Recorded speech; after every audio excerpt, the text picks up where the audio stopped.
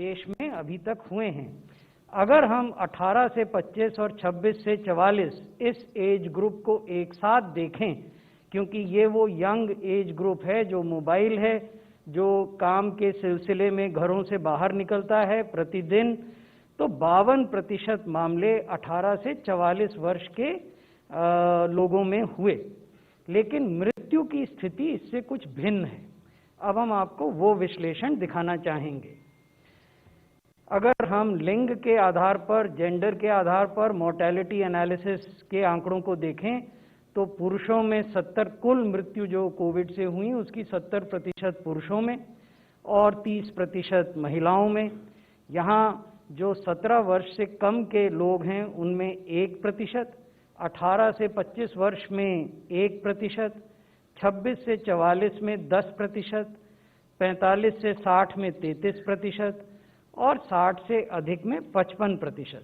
यहाँ महत्वपूर्ण बात यह है कि जहाँ ये जो 18 से 44 वर्ष का जो ग्रुप है 52% केस वहाँ हुए जैसा मैंने आपको बताया, लेकिन मृत्यु वहाँ केवल 11% हुई। यानी इन लोगों की क्षमता बीमारी से लड़ने की और रिकवर करने की भिन्न स्तर पर है। और जो ज़्यादा आयु के लोग हैं, क्योंकि वो कोमॉर्बिड भी हैं और अन्य समस्याओं से भी ग्रस्त हैं, इसलिए उनकी बीमारी से लड़ने की क्षमता अलग स्तर पर है। इसलिए ये आवश्यक हो जाता है, जो हम लगातार कहते रहे हैं राज्यों को भी, संघ शासित क्षेत्रों को भी, आपके माध्यम से सामान्य जनता को भी, कि जो हमारे सीनियर सिटीजन्स हैं, बड़ी उम्र के लोग हैं, उनको ज़्यादा सुरक्षित रखने की आवश्यकता है। विश्व की तुलना में हम कहाँ हैं? अगर हम केसेस पर मिलियन पॉपुलेशन देखें तो अभी भी हम विश्व में सबसे कम केस पर मिलियन वाले देशों में से हैं। हमारे यहाँ 7,408 केसेस प्रति मिलियन पॉपुलेशन है। रशिया में ये 21,000 से ज़्यादा हैं। यूनाइटेड किंगडम में 33,000 हैं। इटली में भी 33,000 से ज़्यादा हैं। ब्राज़ील में 35,000 हैं। फ्रांस में 38,500 से ज़्यादा हैं और यूएसए में 56,000 से भी ज़्यादा हैं। तो केस पर मिलियन की स्थिति ये है।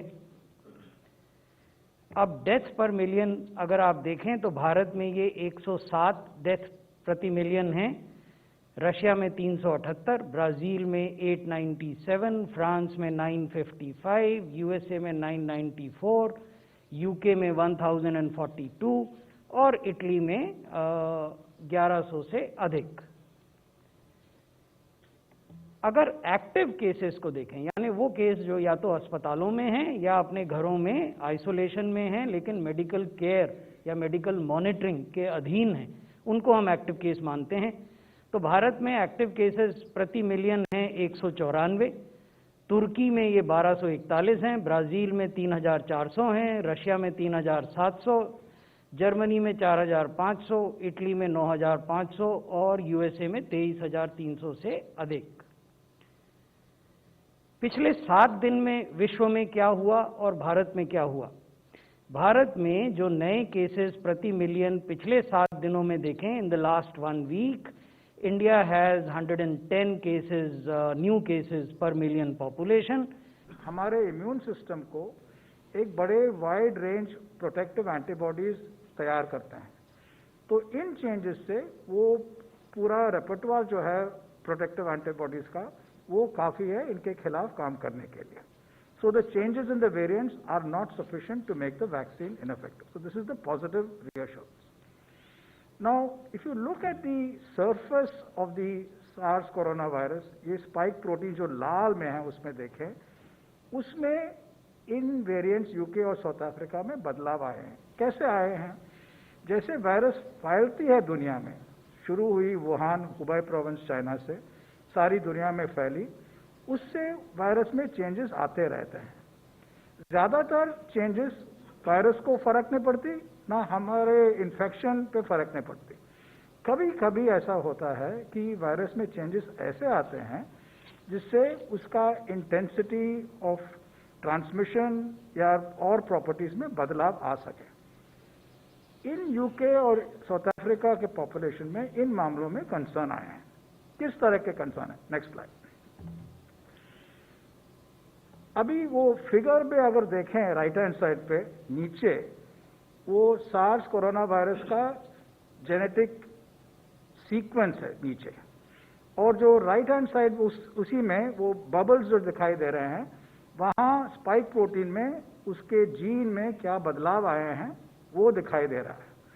उससे वो लाल ऊपर साइड पे जो चेंजेस आए हैं वो स्पाइक प्रोटीन में चेंजेस आएगी।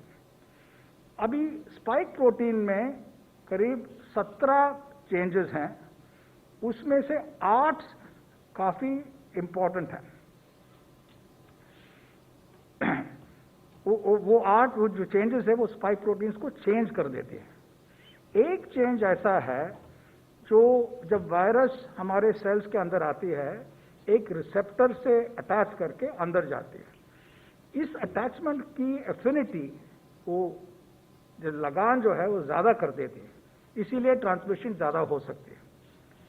दूसरा चेंज ऐसा है जो पहले भी दिखाई दे, दूसरे वेरिएंट्स में दिखाई दिए हैं, कि उससे जो इन्फेक्शन है और ट्रांसमिशन है वो भी इंक्रीज होते हैं। और तीसरा एक ऐसा चेंज है जो सेल के अंदर जाने के लिए वायरस को वो प्रमोट करती है। साउथ अफ्रीका के वेरिएंट में ये जो पहली चेंज मैंने बताया, जो अफिनिटी इंक्रीज करती है रिसेप्टर से, वो भी दिखाई दिया है। तो इन कारणों से, ये ज्यादातर लेबोरेटरी में किए हुए कारण हैं, इससे इन वेरिएंट से जरा कंसर्न है।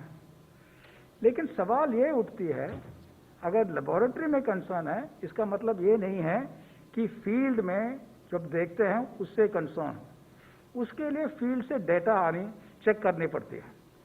वो यूके में हुआ है, नेक्स्ट स्लाइड, और उससे क्लियर है कि ये यूके वेरिएंट जो है ज्यादा ट्रांसमिसिबल है। It is more transmissible. Now there is something called a founder effect. You might have a variant which is present in a small part of the population, and if that population mixes a lot, then that variant can grow, but that doesn't mean that the variant is causing the growth in the population. It may be the people are mixing more. क्या वो accident है? ऐसा नहीं लगता.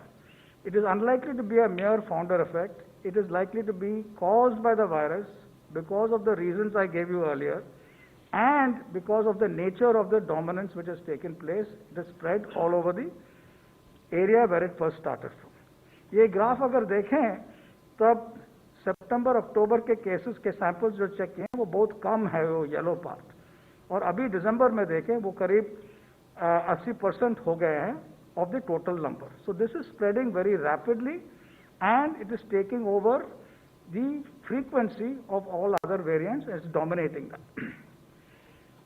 This is also reflected, next slide, in the large positivity in the UK.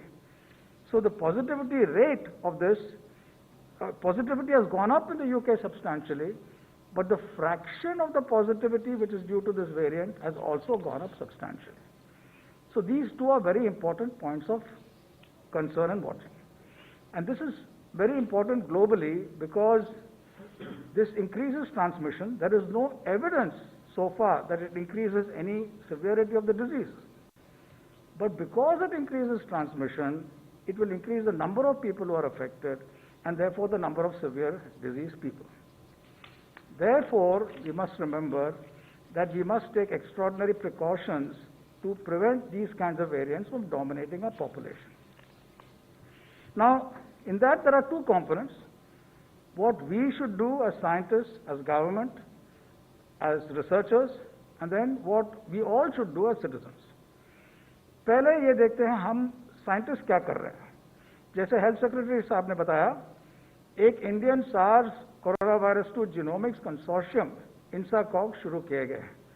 इसमें Indian council for medical research, department of biotechnology, CSIR वगैरह एक साथ मिलकर काम कर रहे हैं ताकि जहां भी प्रेवलेंस ज्यादा हो, जैसे सेक्रेटरी ने बताया कौन से स्टेट्स में ज्यादा प्रेवलेंस है, इंटरनेशनल ट्रैवलर्स जो आ रहे हैं, खासतौर से अभी यूके से, लेकिन और जगह से भी, उनका भी टेस्टिंग हो रही है। इसको स्केल करके हमें पता चलता है कि इस वेरिएंट्स का क्या आ रहे हैं और कितने इंटेंसिटी से आ रहे हैं। ये भी ध्यान में रखना चाहिए, given the wide spread prevalence of the virus all over the world, that these kinds of variants which have arisen can also arise elsewhere.